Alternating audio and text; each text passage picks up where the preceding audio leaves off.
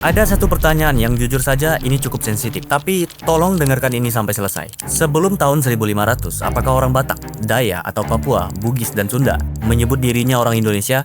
Jawabannya tentu tidak. Tidak ada satupun dari mereka yang pernah menyebut dirinya orang Indonesia, karena kata itu belum ada. Konsep nasionalis yang sekarang ini sama sekali belum lahir. Yang ada di peta ini bukan Indonesia. Yang ada adalah ratusan entitas yang masing-masing punya wilayahnya sendiri. Ini bukan opini, ini fakta sejarah yang terlalu sering kita lewatkan. Jadi pertanyaan yang kemudian muncul adalah, kalau begitu, siapa yang pertama kali menyatukan ratusan identitas yang terpisah ini ke dalam satu kerangka yang sama? Jawabannya jelas tidak akan membuat kamu nyaman, tapi menurutku, kita perlu menelusuri ini bersama. Kita semua pasti pernah mendengar kalimat ini. Indonesia dijajah Belanda selama 350 tahun. Kalimat itu begitu sering diulang, sampai terasa seperti fakta yang tidak perlu dipertanyakan lagi. Sejak SD, banyak dari kita menerimanya begitu saja. Tapi saat aku mulai benar-benar menelusuri angka itu, ada sesuatu yang terasa janggal. Tapi sebelumnya, kamu dengarkan cerita ini dulu. Cornelis de Houtman memang tiba di Banten pada tahun 1596, tapi dia datang sebagai penjelajah, bukan datang langsung menjajah. Bahkan saat itu, faktanya memang VOC belum berdiri. Dan ini bagian penting yang sering terlupakan. VOC bukanlah negara Belanda. VOC adalah perusahaan dagang, perusahaan yang sangat kuat, yang bahkan punya tentara sendiri. Analogi sederhananya begini, kalau hari ini Toyota atau Honda menguasai industri otomotif Indonesia, apakah itu otomatis berarti Indonesia sedang dijajah Jepang? Ya tentu tidak. Kurang lebih seperti itulah posisi VOC waktu itu. Saat kita melihat peta ini, VOC pada awalnya tidak menguasai Nusantara sebagai satu kesatuan wilayah. Mereka menguasai pelabuhan, jalur dagang, titik-titik strategis. Sementara sebagian besar wilayah lainnya masih berada di tangan kekuatan lokal. Sultan Aceh masih berdaulat. Kerajaan Mataram masih menguasai Jawa Tengah. Artinya, semua kerajaan ini masih berdiri. Jadi VOC lebih tepat dilihat sebagai penguasa jaringan perdagangan, bukan penguasa seluruh kepulauan. Disinilah narasinya mulai berubah. Kalau kita benar-benar ingin menghitung dominasi teritorial oleh negara Belanda, maka penguasaan atas wilayah yang kurang lebih menyerupai Indonesia modern baru benar-benar mendekati penuh sekitar tahun 1914. Dan kekuasaan itu berakhir pada 1949 dengan jeda 3 tahun saat Jepang masuk. Artinya, jika dihitung secara ketat, sekitar 32 tahun. Lalu pertanyaannya jadi lebih menarik. Kalau begitu, dari mana sebenarnya angka 350 tahun itu berasal? Jawabannya ternyata bukan dari awal penjajahan formal, melainkan dari sebuah pidato politik. Pada era 1930-an, Gubernur Jenderal Hindia Belanda, Bonifacius Cornelis, pernah mengatakan kurang lebih begini, Belanda sudah berada di sini selama 300 tahun, dan akan tetap di sini selama 300 tahun lagi. Sekilas terdengar seperti pernyataan sejarah. Tapi jika kita melihat konteksnya, ini lebih terasa seperti gertakan politik.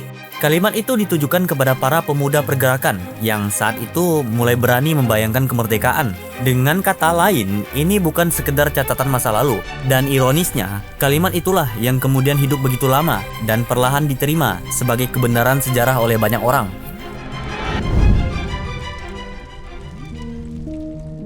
Tapi ini bukan tentang angka 350 tahun. Ada pertanyaan yang jauh lebih besar daripada itu. Sebelum Belanda datang, sebelum VOC, sebelum semuanya, apa yang sebenarnya ada di kepulauan ini? Seperti yang aku katakan sebelumnya, yang ada adalah kerajaan yang masing-masing punya wilayah politik, dan musuhnya seringkali adalah tetangga terdekat mereka. Kerajaan Singasari dan Kediri berkonflik pada tahun 1222. Kerajaan Majapahit dan Kerajaan Sunda pada tahun 1357. Kerajaan Demak dan Majapahit pada 1478. Kesultanan Banten dan Palembang pernah berkonflik di tahun 1596. Kerajaan Mataram dan Surabaya pada 1610. Dan semua itu terjadi jauh sebelum Belanda punya pengaruh di wilayah-wilayah ini. Kita selalu diajarkan bahwa Belanda menggunakan divide et impera, politik pecah belah untuk menguasai Nusantara. Ternyata, divide et impera dalam skala besar hanya terjadi beberapa kali.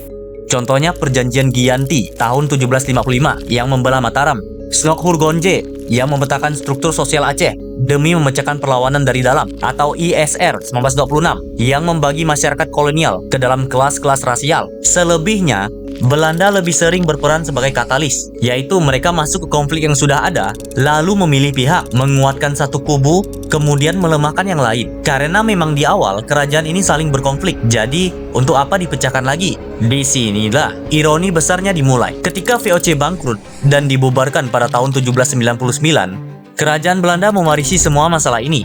Bayangkan harus bernegosiasi atau berperang dengan ratusan pemimpin yang berbeda satu persatu. Terlalu rumit, terlalu mahal, dan jelas tidak efisien. Jadi Belanda memutuskan cukup satu sistem, satu administrasi, satu peta. Dan lahirlah apa yang kita kenal sebagai Pax Nederlandica, serangkaian ekspansi militer menaklukkan kerajaan yang tersisa. Aceh jatuh 1873 setelah perang paling mahal dalam sejarah kolonial Belanda. Bali takluk 1906 dan akhirnya Papua dimasukkan ke dalam peta. Mereka melakukan semua ini karena satu alasan yang sangat sederhana. Sistem pajak terpusat jauh lebih efisien daripada negosiasi dengan ratusan raja. Dan tanpa mereka sadari, mesin ekonomi yang mereka bangun itu sedang mencetak sesuatu yang sama sekali tidak mereka rencanakan. Baik, kita ambil jeda terlebih dahulu. Lupakan dulu semua yang kamu tahu tentang Indonesia. Lupakan proklamasi, lupakan Soekarno, kosongkan semuanya. Lalu lihat dua peta ini. Dan di sini kamu pasti langsung sadar, kedua peta itu hampir identik, bukan mirip-mirip, bukan kebetulan. Dari ujung Aceh sampai ujung Papua, garis yang sama, lekukan pantai yang sama, pulau-pulau yang sama. Yang satu dulu dibuat Belanda untuk mengatur pajak dan memperluas kekuasaan kolonial. Yang satu lagi adalah Indonesia hari ini, negara merdeka dengan jutaan penduduk. Dan semakin lama aku melihatnya, semakin sulit menganggap ini kebetulan. Dan ini adalah inti dari seluruh cerita ini. Secara fisik, Indonesia memang mewarisi banyak hal dari struktur yang dibangun Belanda, mulai dari batas wilayah, kerangka administrasi, hingga sistem birokrasinya. Bahkan, fondasi modern itulah yang memungkinkan kepulauan seluas ini bisa dikelola sebagai satu kesatuan politik. Tapi aku ingin memperjelas satu hal. Ini bukan berarti Indonesia diciptakan oleh Belanda dalam hal identitas atau jiwa kebangsaan. Jangan salah tangkap, bukan itu poin yang ingin aku ceritakan. Aku nggak bilang kalau jati diri kita itu buatan penjajah. Maksud aku adalah, Belanda mungkin memang yang menyatukan wilayahnya secara administratif. Tapi soal rasa cinta tanah air dan semangat sebagai satu bangsa, itu murni kita sendiri yang bentuk,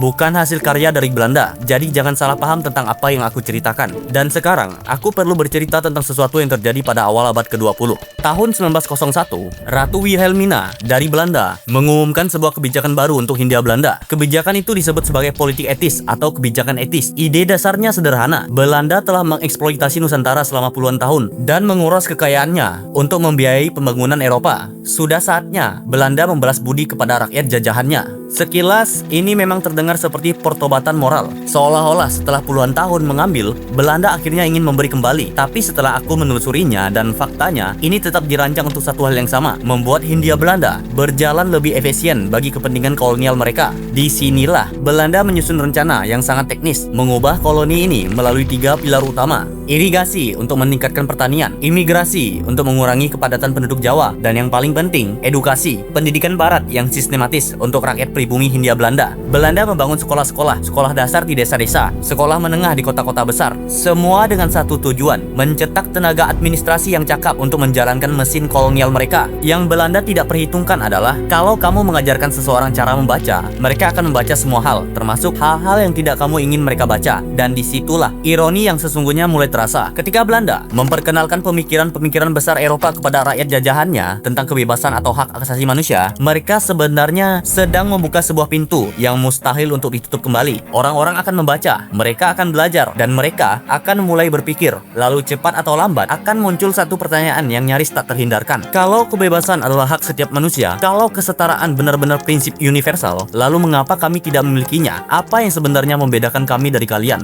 Dan generasi yang lahir dari sekolah-sekolah politik etis itu tidak menyimpan pertanyaan itu dalam diam. Mereka mulai bergerak. Budi Utomo lahir tahun 1908, tepat 7 tahun setelah politik etis diumumkan. Organisasi modern pertama yang menyatukan kaum terpelajar pribumi. Awalnya masih terbatas pada kalangan priai Jawa, tapi ini adalah percikan pertama. Kemudian Sarekat Islam muncul dan berkembang. Dalam beberapa tahun, anggotanya sudah mencapai ratusan ribu orang. IMDC Party muncul dan untuk pertama kalinya secara terbuka menyuruhkan kemerdekaan dari penjajahan Belanda. Pendirinya Douwes Dekker yang kemudian diasingkan. Tapi sayangnya, benih-benih nasionalis sudah tertanam. PNI berdiri 1927 dengan seorang pemuda bernama Soekarno di depannya. Retorikanya tajam, pemikirannya jernih, dan pesannya sederhana. Kita satu bangsa dan kita harus merdeka. Dan kemudian pada 28 Oktober 1928, terjadi sesuatu yang tidak pernah dibayangkan. Mereka mengucapkan sumpah, 3 kalimat. Satu bangsa Indonesia, satu bahasa Indonesia, satu tanah air Indonesia. Konsep satu bangsa yang menyatukan mereka lahir dari kesamaan nasib sebagai rakyat yang dijajah oleh satu penguasa yang sama. Dan ada satu hal lagi yang perlu kita bicarakan, sesuatu yang sering kita hindari karena tidak terasa nyaman. Tanpa musuh bersama, apakah Indonesia akan pernah terbentuk? Karena sebelumnya Belanda menyatukan kepulauan ini di bawah satu administrasi. Dulunya orang-orang di wilayah ini tidak punya alasan untuk merasa satu, bukan karena mereka tidak mau, tapi karena dunia mereka tidak pernah bertemu dalam satu kerangka yang sama.